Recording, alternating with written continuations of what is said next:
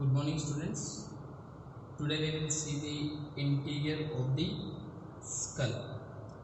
So first, in the interior of the skull, the definition. First we see the definition, then we see the subdivisions. The subdivisions are the anterior, middle and the posterior cranial fossas. So here is the diagram is there. First we see the definition. You hold your skull at the level of the umbilicus level and bend your head toward the downward direction, and which you are seeing with the naked eye in the interior of the skull, that we call as a cranial fossas, or the interior of the skull.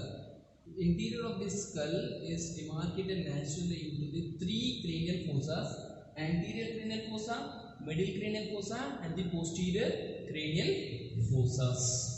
So first we will talk about the anterior cranial fossa. In the anterior cranial fossa, we see the boundaries and the floor. Then we compare about the rest of the topic. First we see the boundaries. It is bounded anteriorly by this is called the frontal bone. Anteriorly by the frontal bone. Posteriorly by the lesser wing of the sphenoid. And here small projections are there. This is called an anterior clinoid process. And next, in the anterior margin of this is the groove. The groove name is called as sulcus chiasma. Anterior margin of the sulcus chiasma. Same anterior clinoid process and the lesser wing of the sphenoid. This is the posterior boundary. Anteriorly by the frontal bone, posteriorly by the lesser wing of the sphenoid, anterior clinoid process and the anterior margin of the sulcus chiasma. Same the clinoid process and the posterior lesser wing of the sphenoid.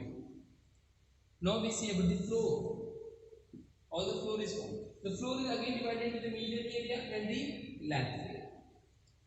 The median area formed by the cribriform plate of the ethmoid, and the next, this is the part name is called as the jugum sphenoid. This is the median area. Lateral area formed by the orbital plate of the frontal bone, orbital plate of frontal bone and lesser wing of the sphenoid. This is a lateral area floor.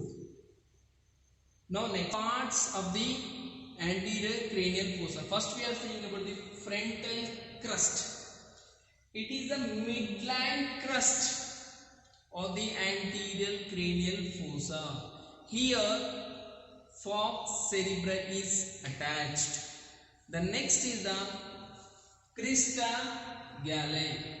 In the midline, one tooth-like projection is present. That tooth-like projection name is called as a crista galli. Here again the anterior end of the falx cerebri is attached. Then next is the between the frontal crust and the crista galli there is a small foramina is present. Actually it is not regularly present. Sometimes it is a blend also. That foramina name is called as a foramina cecum. If it is present, then one vein is passing through this one, that is called as a emissary vein. Further, we will discuss about the cribriform plate of the ethmoid bone. In this cribriform plate of the ethmoid, it is a perforated bone. Means it contains small foraminas. This perforation bone present in either side of the crista galli. So here 15 to the 20 number of the filaments. Those are the arises from the olfactory mucosa of the nose. Then it passing through this cribriform plate and reach to the olfactory bulb. In this place the olfactory bulb is located. So on that olfactory bulb, these nerves are reaching finally to the olfactory bulb through the olfactory foraminas. That foramina is present in the cribriform plate of the ethmoid. Then next, this either side of the crista galli, there is a one groove is present. The groove, it is also the groove also present in the cribriform plate only. There is a olfactory bulb and the gyrus recti. It is a part of the brain. These both are the located in this groove. Come to next point is the just behind the crista gale small foramina is present. That foramina name is called canal. That canal name is called anterior ethmoidal canal. In this anterior ethmoidal canal, anterior ethmoidal nerves and the vessels are passing. Ethmoidal sinus is located in this place. So the ethmoidal nerves and the vessels are passing from the brain to the here. Then posterior lateral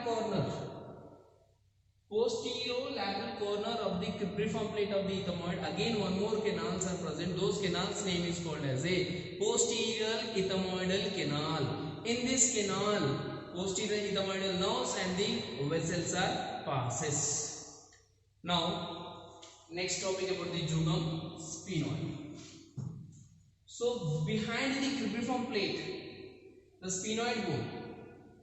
See, the jugum, this part name is called a jugum sphenoid. Anteriorly, it is marginated by the posterior border of the cribriform plate. Posteriorly, it is marginated from the anterior border of the sulcus chiasma. Again and repeat it. Anterior jugum sphenoid, anterior margin is formed by the posterior margin of the posterior border of the cribriform plate. Posterior margin is formed by the anterior margin of the sulcus chiasma. This part name is called the jugum sphenoid. Once you remove the jugum sphenoid, you can open this jugum sphenoid here. Then you are seeing the two air sinuses. Those are called sphenoidal air sinuses. And furtherly, we are seeing the orbital plate of the frontal bone. So this is the region is called the orbital plate of the frontal bone. This orbital plate of the frontal bone, when you remove the here, then you are seeing the orbit. So it is a bridge between the cranial fossa and the orbit. The plate is a thin bony plate. It's a bridge between the anterior cranial fossa and the orbit. And here it's showing the so many depressions. Those depressions for the gyrus, sulcus and the gyrus of the frontal lobe of the brain. This plate, the posterior margin, see, this is the posterior margin. The posterior margin, posterior end of this plate with the lesser wing of the sphenoid. Now lastly about this topic is the lesser wing of the sphenoid. Anterior cranial fossa, lesser wing of the sphenoid. So lesser wing of the sphenoid is a extension part of the, it is extending from the jugum sphenoid. Medially it is a wider and laterally it is a tapering. And in this place we having the one sinus is related, that is called a sphenoidal air sinus. Along with lateral sulcus of the brain, it is a part of the brain also. And this lesser wing of the sphenoid, here it is containing two processes, those are called anterior clinoid processes, this extension part. Here the tentorian cerebelli is attached.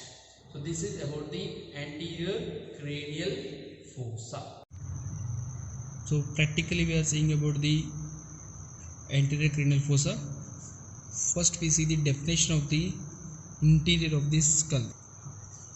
The definition of the interior of the skull: when the skull is holding at the level of the umbilicus and you bend your head towards the downward direction, which part you are seeing to the naked eye examination in the interior of the skull, that we call as a cranial fossas. Now these cranial fossas are naturally demarcated into the three parts: anterior cranial fossa, medial cranial fossa and the posterior cranial fossa. First we talk about the anterior cranial fossa boundaries.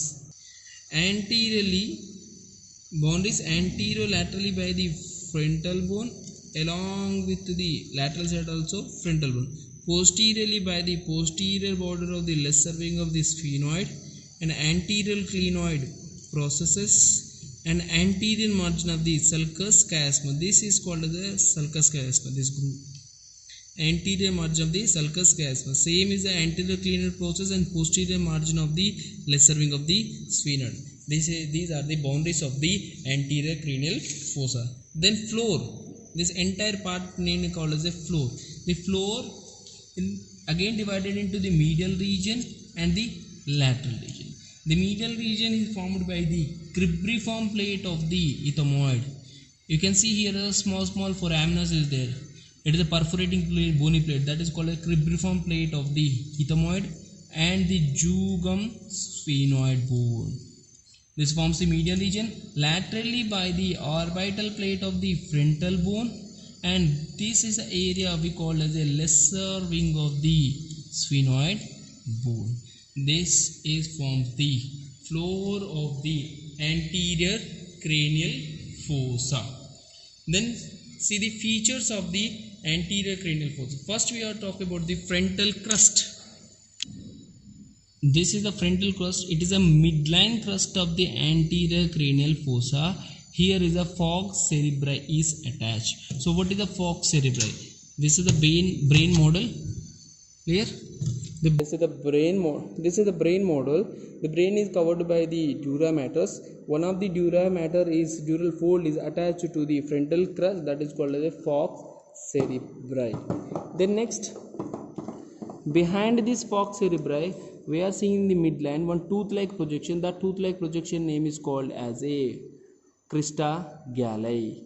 So the crista galli, which is the falx cerebri, is end with the attached with the crista galli. Between the frontal crust and the crista galli, there will be one foramina. See, this is a foramina. The foramina name is called as a foramina caecum. In this foramina caecum, emissary vein is passes. Now come to about the cribriform plate of the ethmoid. This is the area, is name, complete name is called cribriform plate of the ethmoid. Here it's showing the perforating bony plate. They all are small foramina. Those are called as a perforating bony plate. Name is called as a cribriform plate of the ethmoid. In this one, from nose to here is the olfactory mucosa is present. From olfactory mucosa to the olfactory filaments and olfactory nerves are passing through this foraminas, and finally it entering into the olfactory bulb. This is the location for the olfactory bulb. So laterally to the crista galli, in this place, olfactory bulb and part of the brain, that is called the gyrus recta, is located. And next, behind the crista galli, here small canal is present. That canal name is called the anterior ethmoidal canal. In this anterior ethmoidal canal, anterior ethmoidal nerves and the vessels are passes. Posterolateral to the cribriform plate, again two more foraminas is there. These foraminas name is called as a posterior ethmoidal canals. In these canals, posterior ethmoidal nerves and the vessels are passes. Behind this cribriform plate, this is the area name is called as a jugum sphenoid. In this jugum sphenoid, it is anteriorly marginated by the cribriform plate, posteriorly marginated from the sulcus chiasma. When we open this plate, we are seeing the sinus. Those are called as sphenoidal air sinuses. And laterally to the jugum sphenoid, we have in the lesser wing of the sphenoid. Actually, sphenoid bone is a butterfly structure. These wings are called as the lesser wing of the sphenoids. The lesser wing of the sphenoid anteriorly marginated by the orbital plate of the frontal bone. Posteriorly, this is a posterior border of the lesser wing of the sphenoid, and it is medially is a wider and laterally is a tapering end. Here is the one sinus is related. That sinus name is called as sphenoidal air sinus. Along with one part of the brain also related, that is called as the lateral sulcus of the cerebral hemisphere. And here these are the anterior clinoid processes. In this anterior clinoid processes, tentorium cerebelli is attached. And lastly, this is called as the orbital plate of the frontal bone. This orbital plate of the frontal bone separates the anterior cranial fossa and the orbit. It is like a bridge-like structure, bridge-like plate, thin bony plate. Here it is showing the so many impressions. See, these all are the impression. These impressions for the sulcus and the gyrus. And frontal lobe of the frontal lobe of the brain is related in this place. This is about the anterior cranial fossa.